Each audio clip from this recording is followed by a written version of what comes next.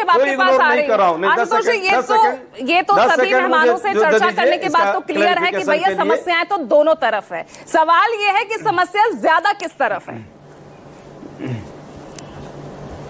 नहीं, हमारे ख्याल से अगर दोनों तरफ गठबंधन है तो समस्या भी लगभग दोनों तरफ एक जैसी ही दिखाई पड़ रही है।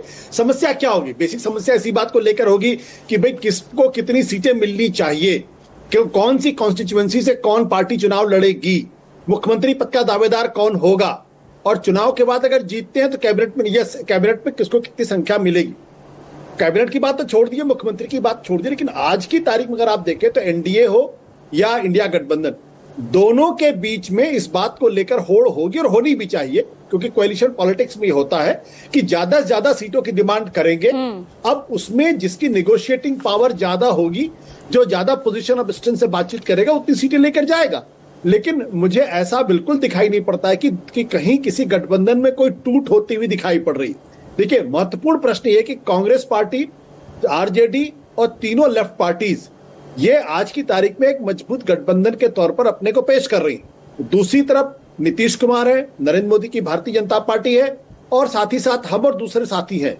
इतना गठबंधन एक तरफ बिल्कुल स्पष्ट दिखाई पड़े, लेकिन जो सुर एलजेपी की तरफ से आ रहा है, मुझे लगता है कि वो सुर एक बार फिर से 2020 के विधानसभा चुनाव की आहट की तरफ दिखाई पड़ रहा।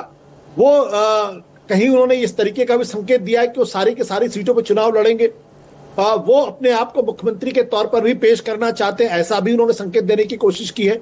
अगर ये 2020 की स्क्रिप्ट 2025 में अगर दोहराई जाएगी तो ये यकीनन जनता दल यूनाइटेड के लिए एक अच्छी खबर नहीं होगी, क्योंकि 2020 में अगर किसी एक दल ने सबसे ज्यादा जनता दल यूनाइटेड का नुकसान किया, उसका नाम था एलजेपी। और उन दिनों चिराग पासवान के बारे में कहा जाता था कि वो गठबंधन के साथी तो नहीं है, लेकिन दरअसल वो नरेंद्र मोदी के हनुमान की तरीके से उन्होंने काम किया, और उसका नुकसान नीतीश कुमार को हुआ था। मुझे लगता है कि एलजेपी को कहीं ना कहीं जनता दल यूनाइटेड को साधना पड़ेगा, नहीं तो नुकसान फिर होगा।